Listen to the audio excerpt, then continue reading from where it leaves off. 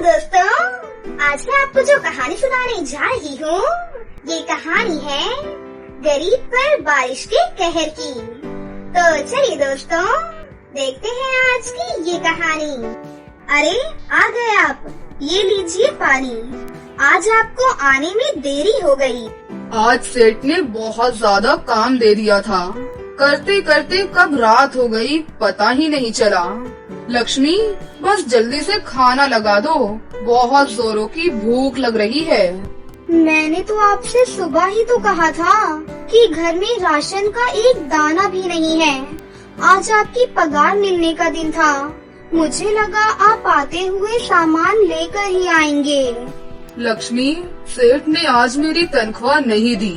सेठ का काम आजकल ठीक नहीं चल रहा है, इसलिए इस महीने तनख्वाह में समय लगेगा। लेकिन मैं घर वालों को क्या खिलाऊंगी? उन्होंने सुबह से कुछ भी नहीं खाया है। अब सब लोग क्या खाएंगे? हाँ, तुम परेशान मत हो, मैं कुछ करता हूँ। इतना बोलकर विक्रांत अपने परिवार के लिए खाने का सामान लेने के लिए चला जाता है, लेकिन उसकी जेब में सिर्फ 20 रुपए ही होते हैं, जिस वजह से वो 20 रुपए के 2 पराठे ले आता है। उन 2 पराठे को ही पूरा परिवार मिल बांट कर खाता है। विक्रांत का परिवार बहुत ज्यादा गरीब होता है। विक्रांत के पिता कल्याण काफी बूढ़े होते हैं, जिस वजह से वो कुछ काम नहीं कर पाते, और इस वजह से घर की सारी जिम्मेदारी विक्रांत पर ही होती है। विक्रांत एक फैक्ट्री में मजदूरी करता है, जिस वजह से उसकी तनख्वाह बहुत कम होती है, और कम तनख्वाह होने की वजह से घर को चलाने में काफी परेशानियां होती हैं। माँ, मैं कब से आपको कह रही हूँ कि घर की छत ठीक करवा दो। कुछ दिनों में बरसात का मौसम शुरू हो जाएगा। कोयल, तुम तो जानती हो ना, हमारे पास घर चलाने के लिए ठीक से पैसे नहीं हैं, तो हम छत कैसे ठीक करवाएंगे? जब बारिश का मौसम शुरू हो जाएगा, तब छत के नीचे बर्तन रख देना। जो भी पानी होगा इस बर्तन में ही आ जाएगा, और घर में पानी नहीं फैलेगा। देखते ही देखते बरसात का मौसम शुरू हो जाता है। शुरू में तो विक्रांत के परिवार को कुछ ज्यादा परेशानी नहीं होती, लेकिन जैसे जैसे समय बीतता है, बारिश तेज होने लगती है, जिससे सारे परिवार को काफी परेशानी का सामना करना पड़ता है। कोयल, लक्ष्मी, जल्दी से ये सारे बर्तन रख दो, नहीं तो सारा पानी पूरे घर में फैल जाएगा। माँ जी, बर्तन रख दिए हैं, लेकिन बारिश बहुत तेज हो रही है। हाँ माँ, पहले तो सिर्फ 1 या 2 जगह से बारिश का पानी घर के अंदर आ रहा था, लेकिन अब तो इतनी सारी जगहों से पानी बाहर आ रहा है। इस तेज बारिश की वजह से देखो छत कितनी जगहों से टूट गई है। कोयल इतना बोल ही रही होती है कि बारिश और तेज होने लगती है, जिससे उनकी पूरी की पूरी छत ही उड़ जाती है और सारा पानी उनके घर में आ जाता है। हे भगवान, अब हम क्या करेंगे? सारा का सारा पानी घर में आ गया है। हम सबको जल्द से जल्द किसी ऐसी जगह पर जाना होगा जहां हम इस तेज बारिश से बच पाएंगे। सारा का सारा परिवार तेज बारिश में भीगता हुआ किसी ऐसी जगह पर जाने के लिए निकल जाता है जहां बारिश के पानी से वो बच सके। लेकिन किस्मत की मारी इन लोगों को ऐसी कोई भी जगह नहीं मिलती, जिस वजह से उन्हें कई घंटों तक बारिश में भीगते हुए चलना पड़ता है। बारिश में भीगने की वजह से लक्ष्मी के बेटे विशु की तबीयत बहुत खराब हो जाती है। माँ, सर में बहुत दर्द हो रहा है। माँ, भाभी, विशु का तो बदन तप रहा है। हमें जल्दी से किसी ऐसी जगह पर जाना होगा जहाँ बारिश के पानी से हम बच सकें। वहाँ देखो, सामने बहुत बड़ा पेड़ है। इस पेड़ के नीचे जाकर खड़े हो जाते हैं, कम से कम बारिश से तो बच पाएंगे। सारा परिवार उस बड़े से पेड़ के नीचे जाकर खड़ा हो जाता है और बारिश के थमने का इंतजार करता है।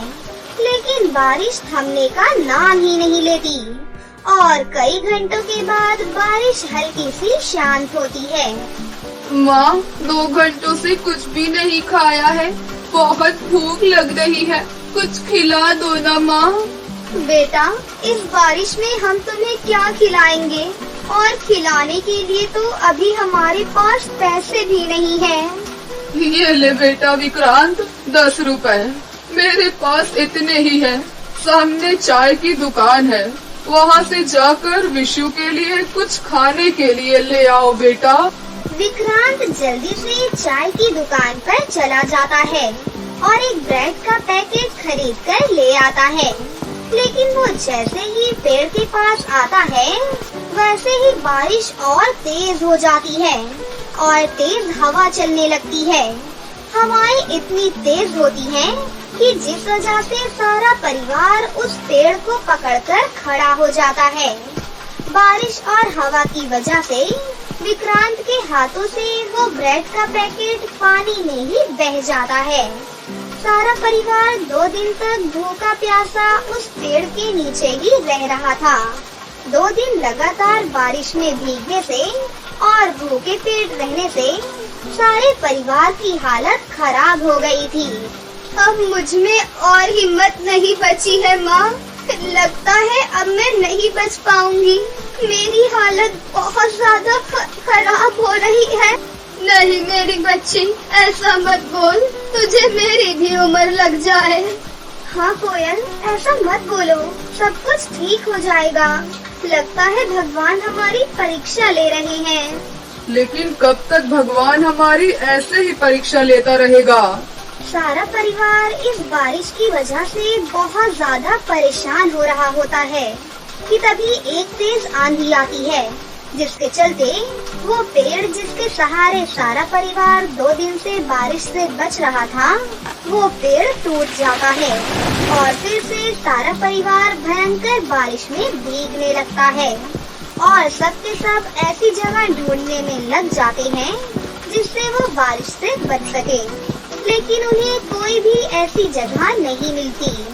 अरे मेरा पैर बेटा, अरे क्या हुआ पिताजी? अरे बेटा, ऐसा लग रहा है मेरा पैर किसी गड्ढे में फंस गया है। बारिश की वजह से कल्याण को सड़क पर हुआ गड्ढा दिखाई नहीं देता है, जिस वजह से उसका पैर गड्ढे में फंस जाता है। विक्रांत अपने पिता के पैर को उस गड्ढे से निकालने की बहुत कोशिश करता है, लेकिन बारिश के तेज होने की वजह से विक्रांत को काफी परेशानी हो रही होती है। बेटा तू चला जा, लगता है मेरा समय करीब आ गया है। नहीं पिताजी, आप ये कैसी बातें कर रहे हो? मैं आपको ऐसे छोड़कर कभी नहीं जाऊंगा। विक्रांत अपनी पूरी कोशिश करता है, जिसके बाद वो कल्याण का पैर गड्ढे से निकाल देता है। दोबारा से सारा परिवार बारिश में भीगता हुआ इधर से उधर भटक रहा होता है कि तभी उन्हें एक घर दिखाई देता है, जिसके नीचे जाकर सारा परिवार खड़ा हो जाता है और थोड़ा बहुत बारिश से बचता है कि तभी उस घर की मालकिन घर से बाहर निकलती हैं। आप लोग कौन हैं?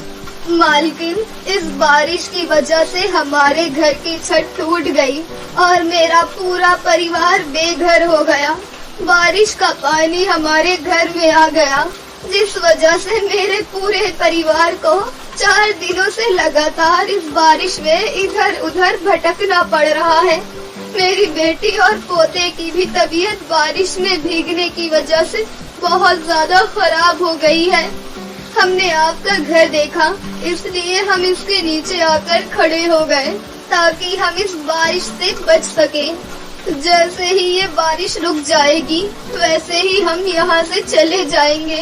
आप कृपया करके हमें जब तक यहाँ रहने दीजिए। शिवानी बहुत ही अमीर सेठानी होती है और अमीर होने के बावजूद भी उसमें किसी भी तरह का कोई घमंड नहीं होता। लक्ष्मी के परिवार को देखकर उसे बहुत बुरा लगता है, जिस वजह से वो उसके पूरे परिवार को अंदर बुलाती है और उन्हें खाने के लिए खाना और कपड़े भी दे देती है। और जब तक बारिश रुक नहीं जाती तब तक वो उन्हें अपने घर में रहने को भी कहती है। आप हमारे लिए किसी देवी से कम नहीं हो। इस बारिश में किसी ने भी हमारी मदद नहीं की, लेकिन आपने हमारी मदद की। आपने हमें अपने घर में रखा, खाने को दिया, पहनने को कपड़े दिए। आपका बहुत बहुत शुक्रिया। अगर आप ना होती तो ना जाने मेरा और मेरे परिवार का क्या होता। आप कैसी बातें कर रही हैं? ये तो मेरा फर्ज था। अगर एक इंसान दूसरे इंसान के काम नहीं आएगा तो कौन आएगा? जिसके बाद शिवानी देवी लक्ष्मी के पति को अपने ऑफिस में काम दिला देती है। देखते ही देखते कुछ ही दिनों में ये भयंकर बारिश रुक जाती है और एक चमकता हुआ सूरज निकलता है। कुछ महीनों के अंदर विक्रांत के परिवार की सारी परेशानियां दूर हो जाती हैं और वो एक पक्का मकान खरीद लेते हैं, जिस वजह से कभी भी बारिश का पानी उनके घर में नहीं घुसता और सारा परिवार हंसी खुशी से अपनी जिंदगी गुजारने लगता है। कमलाबाई नाम की एक औरत गरीब तबके से थी, जिसका पति ज्यादा नशाबाजी करने से चल बसा था। ऐसे में उसकी 5 बेटियों की जिम्मेदारी उसके ऊपर आ जाती है।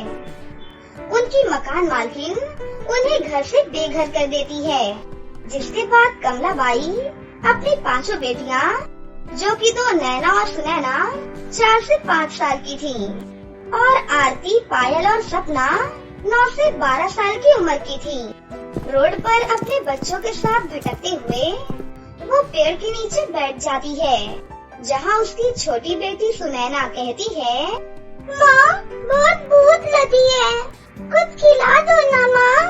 हाँ माँ, अब तो पेट में चूहे दूध रहे हैं। माँ ये कब तुतलाना छोड़ेंगी? बेटा ये अभी बहुत छोटी हैं, जब ये बड़ी हो जाएंगी तो ऐसे नहीं बोलेंगी। माँ पेट में बहुत तेज दर्द हो रहा है और दीदी मजाक उड़ा रही है। इन्हें पता नहीं मुझे कितनी भूख लगी है, सुबह से कुछ नहीं खाया हम सब ने। माँ भूख लगी है, कुछ खिला दीजिए ना, सुबह से बहुत चल रही हैं, अब तो पैरों में भी दर्द हो रहा है। पापा के जाने के बाद कितना कुछ हमारे साथ हो रहा है माँ। कोई बात नहीं बेटा, फिलहाल तुम सबकी सुरक्षा के लिए पहले मुझे कोई जगह देखनी होगी। थोड़ा सा बच्चों और आगे चलो, मैं वहीं से खाना खिला देती हूँ तुम्हें। माँ मेरे पैरों में बहुत तेज दर्द हो रहा है। आजा, मैं तुझे अपनी गोद में ले लेती हूँ।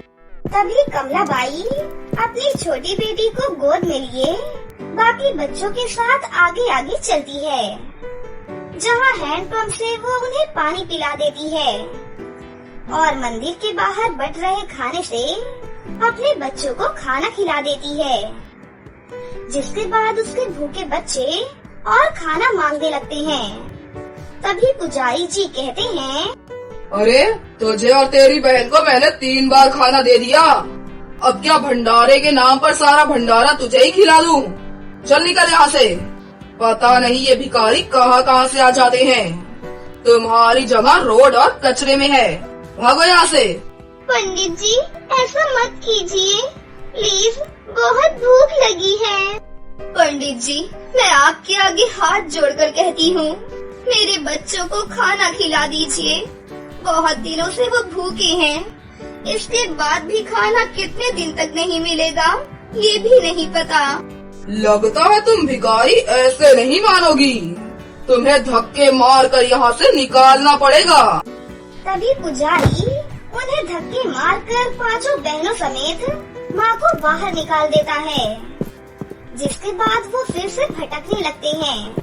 तेज बारिश आती है तो वो अपने बच्चों को एक पेड़ के नीचे लाकर खड़ा कर देती है, जहाँ पर सभी भीग जाते हैं और आरती और पायल छींक मारती हैं। अच्छा माँ बहुत ठंड लग रही है। माँ मुझे तो बहुत कपकपी हो रही है, हमारे पास तो इस एक जोड़ी कपड़े के अलावा कुछ भी नहीं है। जाना चाहिए ना माँ, दोनों छोटी बीमार पड़ जाएंगी। तुम सब चिंता मत करो बच्चों, इस बारिश के कम होते ही मैं कोई न कोई जगह ढूंढ लूंगी जहाँ तुम सभी रह सको। अरे नैना को तो बहुत तेज बुखार आ गया। हे भगवान, हम गरीबों पर ये कैसा दुखों का भवंडर छाया हुआ है। मेरे बच्चे ऐसे समय में ठंड से कांप रहे हैं और कोई घर भी नहीं है। बच्चों को भी बुखार आ गया, कोई सहारा दीजिए ऊपर वाले। तभी सामने जाती हुई एक साइकिल से एक बड़ी सी थैली गिर जाती है, जिसे उठाकर कमला अपने बच्चों को ढककर जैसे तैसे एक पार्क में ले जाती है, जहाँ उसे बड़े बड़े पाइप मिलते हैं और उस पाइप में ही वो माँ बेटियाँ बैठ जाती हैं। बच्चों, आज से यही हमारा घर है, हम यहीं रहेंगे। बारिश कम हो जाएगी तो आग जला दूंगी। बारिश बंद होते ही कमला रूखा सूखा कचरा कहीं से उठाकर जैसे ही जलाने जाती है तो एक कचरे वाला कहता है, अरे बहन, ये क्या कर रही हो तुम? इसे जलाओ मत, सामने वाली दुकान पर इसे बेच दो। कम से कम तुम्हें इसके 20 से 30 रुपए मिल जाएंगे। कहा भैया? क्या सच में? भैया, इसके पैसे मिलेंगे? अरे हाँ, कचरा ढूंढकर वहाँ जमा कर दिया करो। अरे उसके पैसे मिलते हैं। भैया, आपका बहुत बहुत शुक्रिया बताने के लिए। तभी कमला वो कचरा लेकर कचरे वाले को बेच देती है, जिससे उसे 30 रुपए मिलते हैं और उन पैसों से वो सस्ते ढाबे से खाना लाकर थोड़ा थोड़ा अपने बच्चों को खिला देती है और मन ही मन कहती है, क्यों ना मैं कचरा ढूंढना शुरू कर दूं, जिससे मैं अपने बच्चों का पेट पाल सकती हूँ और नैना के लिए दवाई ले आऊंगी। बच्चों, मैं अभी आती हूँ। आप कहाँ जा रही हो? अभी तो आई हो ना आप माँ। कचरा ढूंढूंगी बेटा, जिससे तुम्हारा पेट पाल सकूं। तो आप अकेली क्यों जा रही हो? हम भी आपकी मदद करवाते हैं। ठीक है, तुम और पायल मेरे साथ चलो। सपना बेटा, तुम इन दोनों का ख्याल रखना। तुम बड़ी हो ना, मैं जल्दी आ जाऊंगी, कहीं जाना मत। तभी कमला अपने बच्चों को समझा देती है और दोनों अपनी माँ के साथ कूड़ा कचरा बीनने लगती हैं, जिनके बदले में कचरे वाला उन्हें कुछ पैसे देता है और इस तरह वो कचरा ढूंढ ढूंढ कर अपना जीवन गुजर बसर करने लगती हैं। एक दिन कमला को कूड़ा बीनते हुए सोने के कंगन मिलते हैं, जिसका मालिक ना मिलने पर वो एक किराए का घर लेकर अपने बच्चों के साथ वहाँ रहती है, चूल्हे पर खाना बनाती है और कचरा ढूंढ ढूंढ कर घर का खर्चा चलाती है। इस तरह 15 साल बीत जाते हैं। पांचों बेटियां बड़ी हो जाती हैं। वो भी अपनी माँ के साथ कूड़ा कचरा बीनती हैं, साथ ही पढ़ाई भी किया करती थी और थोड़ा बहुत उसने अपनी बेटियों के लिए दहेज भी इकट्ठा कर लिया था। पढ़ाई अच्छे से करने से पांचों बेटियों की छोटी मोटी जगह पर नौकरी लग जाती है, जिससे कमला बाई का बोझ कम हो जाता है। तभी एक दिन अपनी बेटियों से वो कहती है, बेटा, तुम कितना काम करोगी? तुम पांचों अब बड़ी हो चुकी हो। मैं रहूं या ना रहूं, कुछ कह नहीं सकते। शरीर में जान नहीं है, इसलिए तुम पांचों के लिए मैंने एक बहुत अच्छा रिश्ता देखा है। पांचों भाई बहुत अच्छे हैं। शादी करके तुम वहाँ बहुत खुश रहोगी। तुम्हें मंजूर तो है ना बेटा? माँ, आपने हमारे लिए जैसा भी रिश्ता देखा है हमें मंजूर है, क्योंकि आप हमारे लिए कभी भी कुछ गलत नहीं कर सकती। कुछ दिन के बाद उनके छोटे से घर में उन पांचों बेटों की माँ करिश्मा आकर उससे कहती है, देखिए बहन जी, मुझे आपकी बेटियाँ बहुत पसंद हैं। गोरी हैं, बाहर का काम काज भी करना जानती हैं। इसी वजह से मैं अपने बेटों की शादी कराने के लिए तैयार हूँ, पर आप थोड़ा बहुत दहेज का सामान भी रखिएगा। आप चिंता मत कीजिए। पांचों बेटियों के हिसाब से मेरे पास जो भी है मैं सब कुछ करूँगी। आप शादी की तैयारी कीजिए। ये सुनकर करिश्मा वहाँ से चली जाती है। अगले हफ्ते कमलाबाई की 5 बेटियों की शादी करिश्मा के 5 बेटों से हो जाती है। तभी विदाई के समय दहेज का सामान देकर करिश्मा विदाई रोक कर कहती है, माफ कीजिए कमला बहन, लेकिन हम आपकी बेटियों को विदा करके घर नहीं ले जा सकते। आपने कहा था कि अच्छे से दहेज वगैरह देंगे, लेकिन ये सब क्या है? 5 बेटियों के नाम पर आपने एक टीवी, अलमारी, बेड दे दिया। बस न फ्रिज है न एसी है, हाथ पर पैसे भी 20,000 रुपए रखे हैं।